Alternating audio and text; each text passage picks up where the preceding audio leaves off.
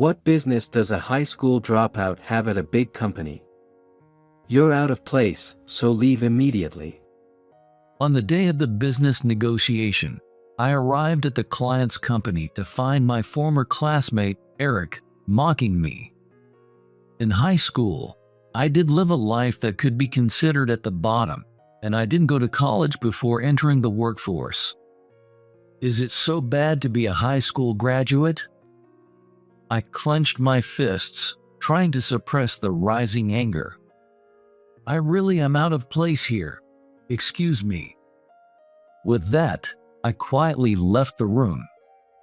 On my way back to the office, I called my secretary, David, on my phone. Cancel the ongoing negotiation. Pull everyone back. Are you serious? That's a $30 million deal. Yes, I'm serious. We're going to contract with the other company, Johnson Corporation. Besides Smile Corporation, where Eric works, there was another company under consideration for this deal. And the person who had the discretion to decide which company to contract with was me. My name is Jason. I'm 42 years old and work for a major air conditioning company called Brown Corporation.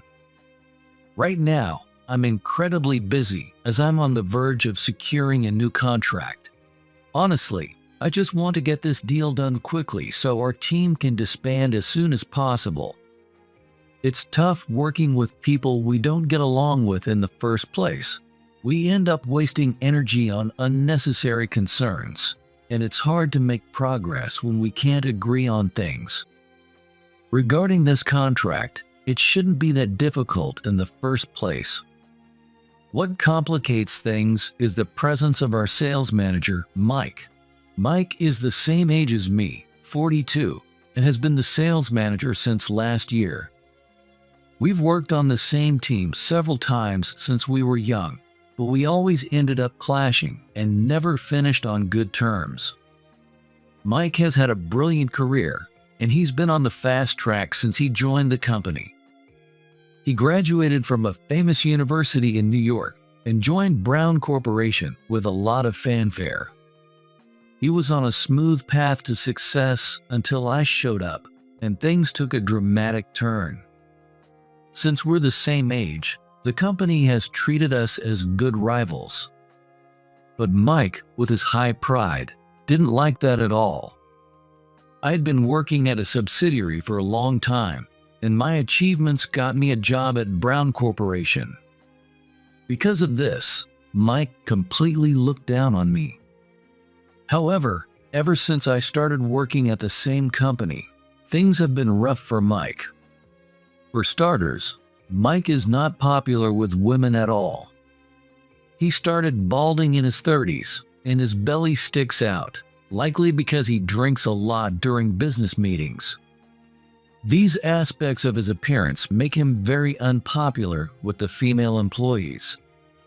On the other hand, I'm 6 feet tall and regularly work out at the gym, so I have a fit body. Mike was always compared to me and developed a huge sense of rivalry. He even asked which gym I go to and signed up right away. However, having no habit of exercising for years, he signed up for the membership but never actually goes. So, there's no progress, and even a little walking makes him sweat heavily and breathe hard. Because of that, he's not popular with women and remains single at 42. On the other hand, I got married when I was 30 and live happily with my beautiful wife, though we don't have children. This time, I was appointed as the team leader to secure the contract, but our business partner also posed a significant problem, causing me a headache. Another person giving me a headache is a man named Eric. Eric and I were classmates from elementary school through high school, and I have no good memories of him. Since we had gone our separate ways, I thought we'd never meet again for the rest of our lives. However, we ended up crossing paths in an unexpected way, making me realize how strange life can be. In high school, We constantly competed for the top spot in exams. Our desire not to lose to each other made us study hard. I think it was back then that I learned the value of hard work. If that experience shaped who I am today, maybe those days weren't so bad after all. But that's something I can only say now. Back then, it was tough. I wanted to have a peaceful high school life, but Eric always picked fights with me. From Eric's perspective, his plans were derailed by my presence, since he expected to be number one all the time. He must have held a grudge against me. Eric received gifted education, even before entering kindergarten. His mother was especially enthusiastic about his education and tried to get him into a prestigious private kindergarten. However, Eric failed the entrance exam spectacularly. Of all times, he couldn't hold it during the family interview and had to go to the bathroom. Even now, his mother resents that failure and complains about it to the neighbors. It's hard to imagine a child growing up well in an environment where such a childhood failure is constantly broadcasted to the neighbors. Eric went to public kindergarten and then took the entrance exam for a prestigious private elementary school, but failed again. By the time he was in middle school, his mother no longer insisted on him attending a famous school. As a result, Eric felt liberated, and his grades improved significantly. If it weren't for me being his classmate, he would have been the undisputed top student, leaving a remarkable academic record. To Eric, I was nothing but a nuisance. After graduating from high school, we took completely different paths and were both relieved. Eric probably never imagined that he would cross paths with me again in his 40s. This negotiation is crucial for our company, so I, as the team leader and department head, was sent to handle it. The thought of seeing him again at this age made me feel heavy. Maybe Eric has been tempered by society and has learned to consider others' feelings. If so, perhaps we can overcome our long-standing grudges and become friends. But that was just wishful thinking on my part. We were like the north and south poles of a magnet, completely incompatible. Eric's company, Smile Corporation, is a well-known building management company. I have to admit, Eric's steady rise in the company is impressive. When our team from Brown Corporation arrived at Smile Corporation's headquarters, we were escorted to the meeting room. There stood Eric, with stylishly groomed hair and a fancy suit. He immediately recognized me. From the moment we exchanged business cards, his attitude towards me was arrogant. He was leading the negotiation for Smile Corporation and introduced his team members without looking at me. Smile Corporation employees looked puzzled, unsure how to interact with me. Suddenly, Eric spoke to me. "What are you doing here? Are you here for some mechanical work?" Well, something like that. I didn't want to anger Eric, so I pretended I was only there for technical support and didn't mention that I was the team leader. Then, in front of everyone in the negotiation, he insulted me. "What business does a high school dropout have at a big company? You're out of place, so leave immediately." In high school, apart from my good grades, my life could indeed be described as being at the bottom, and I didn't go to college but entered the workforce. Is it so bad to be a high school graduate? I clenched my fists, trying to suppress the rising anger. I really am out of place here. Excuse me. With that, I quietly left the room. On my way back to the office, I called my secretary, David, on my phone. Cancel the ongoing negotiation. Pull everyone back. Are you serious? That's a $30 million deal. Yes, I'm serious. We're going to contract with the other company, Johnson Corporation. Besides Smile Corporation, where Eric works, there was another company under consideration for this deal.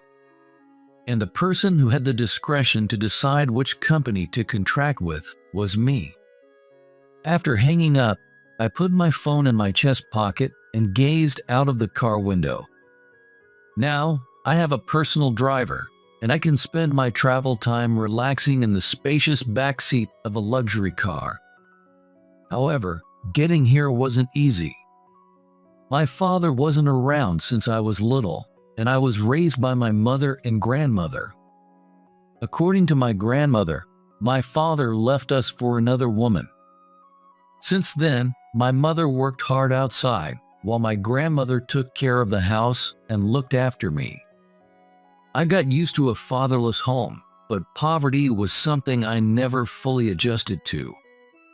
Moreover, once I started school, the difference between rich and poor became evident through our possessions. Eric's family was wealthy, and everything he had was high-end. I, on the other hand, used hand-me-downs from neighbors.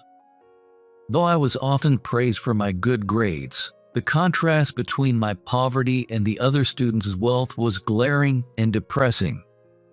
As I entered high school, the countdown began towards the inevitable fate of entering the workforce straight out of high school.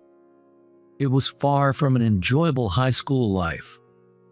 After that, with nothing changing, I graduated from high school and took a completely different path from Eric.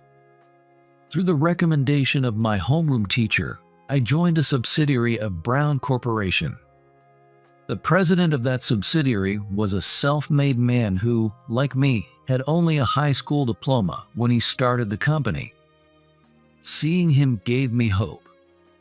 The president also took a liking to me and suggested that I continue my education while working by attending graduate school. Of course, I needed the understanding of my colleagues, but everyone was very supportive and covered my work during classes. Thanks to them, I was able to attend all my classes without missing a single one. While others dropped out one by one, I graduated from graduate school with perfect attendance and went on to specialize further. In that graduate school, I studied architecture, which is now an integral part of my job. Thus, my qualifications went from a high school diploma to a graduate degree. It was all thanks to the support of my coworkers. I vowed to work hard and repay their kindness for the rest of my life. Many events followed, and with the president's retirement, I transferred to Brown Corporation, the parent company. Now, I hold the position of general manager overseeing the business division at Brown Corporation's headquarters. Next year, I am set to be promoted to an executive position. Using my authority as general manager, I decided to switch our business partner from Smile Corporation to Johnson Corporation. The other employees returned from Smile Corporation's headquarters, looking puzzled. Jason, what's going on? We've come this far in the negotiation, and now we're canceling it at the last minute? Sorry for the sudden change. The person in charge over there didn't like the fact that I was leading the negotiation. It would have affected your work in the long run. Come to think of it, that sales manager Eric was saying something arrogant to you, Jason. After you left, he talked to our sales manager, Mike. I knew that Mike had been working hard to secure the contract with Smile Corporation for this negotiation. I would have to explain later that my decision wasn't made out of spite for Mike. If we continued with Smile Corporation, I would have had to face Eric much more frequently. Not only would I have had a bad time, but it would also have affected our employees. If the general manager is looked down on, other employees might be treated as inferiors too. Knowing Eric's personality since childhood, I could predict his future actions. I needed to protect the employees who have been working hard alongside me. In fact, Everyone who heard Eric's abusive words was outraged. That guy Eric called Jason a high school dropout. Jason is someone who worked hard, contributed to the company, and graduated from graduate school. He's a role model for all of us. I had 2 encounters with Eric leading up to this negotiation, and he was an unpleasant guy. Right after exchanging business cards, he asked about my university. When he realized I went to a lower-ranked school, his attitude became condescending. On the other hand, the sales manager at Johnson Corporation is amazing. I've been negotiating with Johnson Corporation, and their manager made me want to work with them. Even when it was decided that we would go with Smile Corporation, he didn't show any negativity. No one criticized my decision to change our business partner at the last minute. If anyone had a problem with it, it would probably be Mike, who was still talking to Eric at Smile Corporation's headquarters. While I was discussing this with my team, my secretary, David, walked in. Eric from Smile Corporation is here. Would you like to see him? I didn't have time to hesitate, and Eric pushed his way in right behind David. Eric, looking very flustered, hurried over to me and apologized. I'm sorry. I never imagined you were in charge of this negotiation. I heard about your achievements from Mike. I understand you worked hard to graduate from graduate school. That's impressive. The information you had about me was that I was a high school graduate, so I guess it's understandable. However, whether I was the business partner or not, those comments were unacceptable. I can't work with someone who values academic background over everything else. When I firmly rejected him, Eric trembled and looked up at me with pleading eyes. We used to be about the same height in high school, but I had grown significantly taller soon after. Now, Eric had to look up to me. I wondered how Eric felt about the fact that the person he once looked down on now surpassed him both physically and socially. Please don't say that. This contract is very important for our company too. I was put in charge, and I don't know what to tell my superiors if it ends like this. That's not my concern. You weren't happy to see me either. Isn't it better for both of us to avoid further contact? Please, I'm begging you. Please reconsider. Gone was his high-handed attitude, replaced by a pale face and repeated apologies. In reality, he probably didn't want to apologize to someone like me. This must be the misery of being an employee. I had become the ultimate winner. Thinking back, I realize I've acted in ways that made you uncomfortable since high school. If this contract falls through, I'm really in trouble. I'm sorry for everything in the past. Please forgive me. As Eric desperately apologized, David appeared and announced, Representatives from Johnson Corporation are here. I left Eric where he was and stepped out to meet the Johnson Corporation team. After that, Eric lingered for a while, unwilling to give up, but eventually he resigned himself and left. Thanks to the efforts of the person who had been handling the Johnson Corporation deal, it went smoothly. Because of the contract with Johnson Corporation, Mike, who had been pushing for the Smile Corporation deal, was left isolated. Mike was furious at my decision. We've worked so hard to advance this negotiation, and now you pull out at the last minute. What was all my efforts for? I sincerely apologize for that. It wasn't out of spite for you. I'm sure you're aware of my history with Eric, but this decision wasn't driven by old grudges. I felt genuinely sorry for Mike, who had been working hard on the negotiation. While it's impossible for me to work with Eric, Mike and I are colleagues in the same company.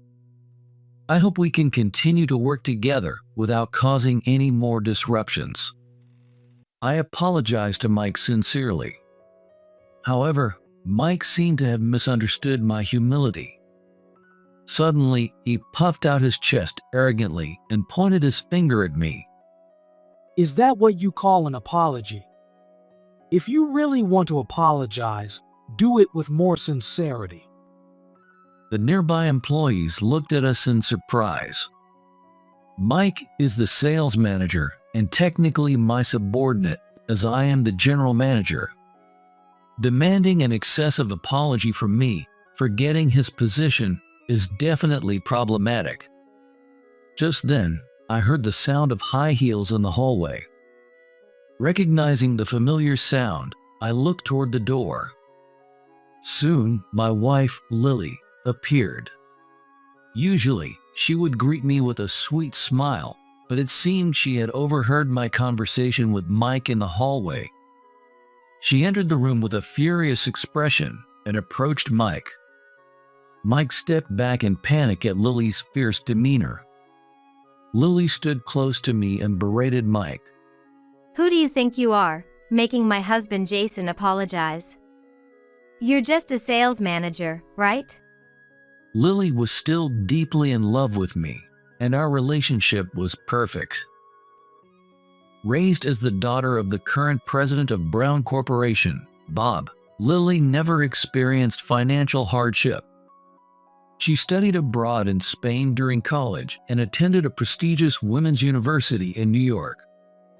After graduating from college, she worked in an office in the city for a while, but returned home at Bob's request. Bob intended for Lily to marry a man holding a key position in the company.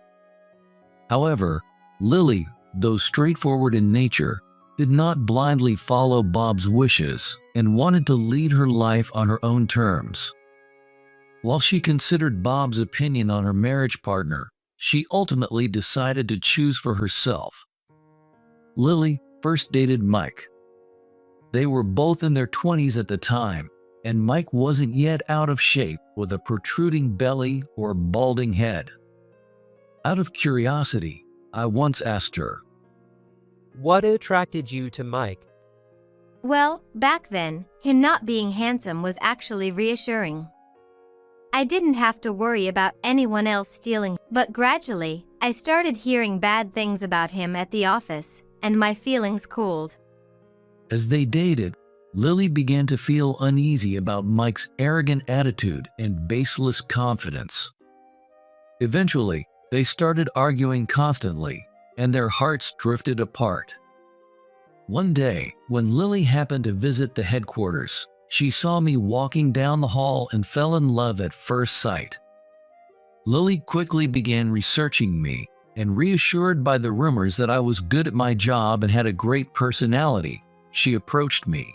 When Lily first invited me to lunch, I was beyond surprised and thought it might be some kind of prank. Though we only had a casual conversation, Lily became captivated by my personality.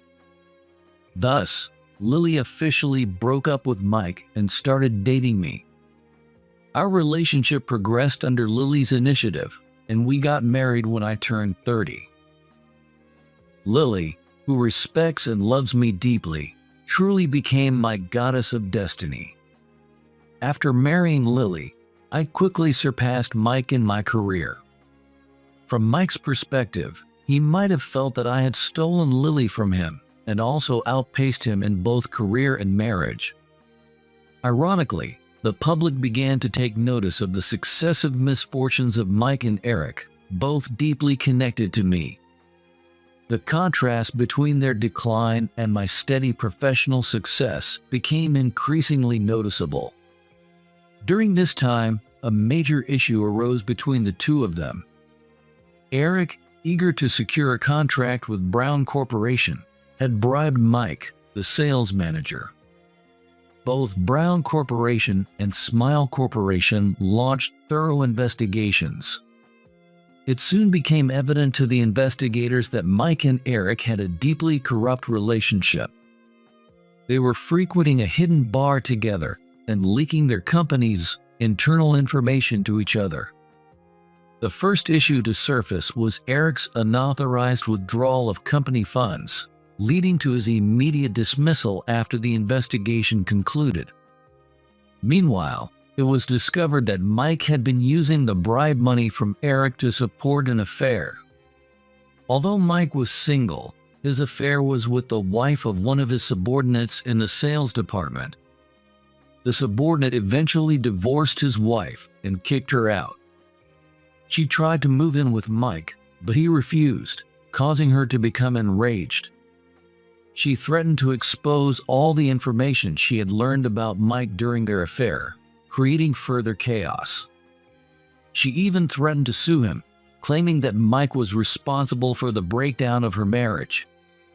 At this point, the company could no longer protect Mike, and he was forced into early retirement. Bob had a deep attachment to Mike, so he couldn't hide his shock at this betrayal. After all, Mike had once been seriously considered as a potential husband for his daughter. Now, Bob was likely relieved that Mike had never become his son-in-law. As Mike's misdeeds came to light, Bob's esteem for me skyrocketed in proportion. I'm really glad I entrusted Lily to you, Jason. Mike had an impressive academic background and wasn't doing badly in sales either. I almost got completely fooled. All I could do was give a wry smile. Throughout high school, I was compared to Eric, and in my professional life, I was compared to Mike. Neither comparison was pleasant, but in the end, I can say I emerged as the winner. Not letting these comparisons breed a sense of competition or bitterness likely led to these positive results. Mike, seeking to cash in on the favors he had done, visited Eric's house. However, Eric had also been fired from his company and was in no position to take care of Mike. In the end, Mike forcibly entered Eric's house, prompting Eric's wife to call the police, turning it into a police matter. After being admonished by the police officers who heard the situation, Mike left that day. However, Eric's wife and children, worried that he might return, moved to a weekly rental apartment. This led to a natural separation. With the new fiscal year, my status also changed. I was promoted from general manager to executive director. Though the responsibility was great, I faced each day with enthusiasm. My promotion from a hard-working employee to an executive director boosted the morale of the staff significantly. I aimed not just to sit in the director's chair, but to always consider my subordinates' feelings and be a proactive executive. Amidst my busy days, I couldn't help but wonder what had happened to Eric and Mike. My colleagues seemed to share my curiosity, and rumors about the two continued to spread. First, Eric still hasn't found a new job since being fired from Smile Corporation. He had a wife and kids, but they left him around the same time he lost his job. While Eric desperately wants to repair the relationship, his wife wants a divorce.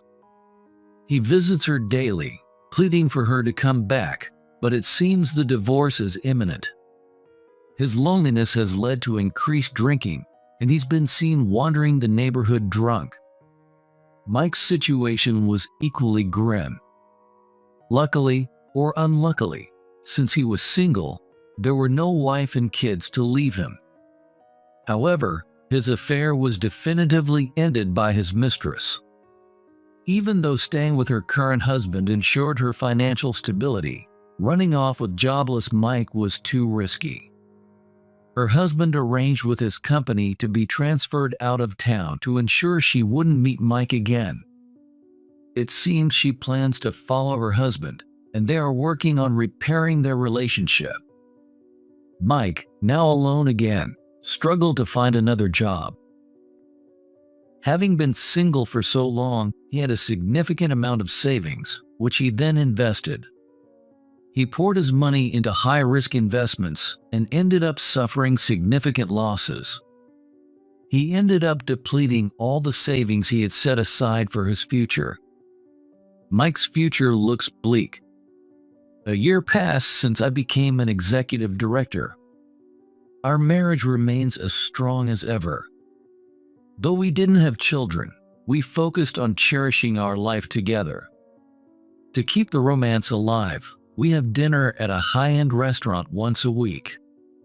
One evening, while dining at a restaurant with a view of the night skyline, Lily surprised me with unexpected news. She revealed that she is pregnant with twins. Despite the concerns of a pregnancy at 38, Lily is determined to safely deliver our twins. I plan to fully support her through the pregnancy and in raising our children. As we embrace the happiness of our growing family, we cherish each day together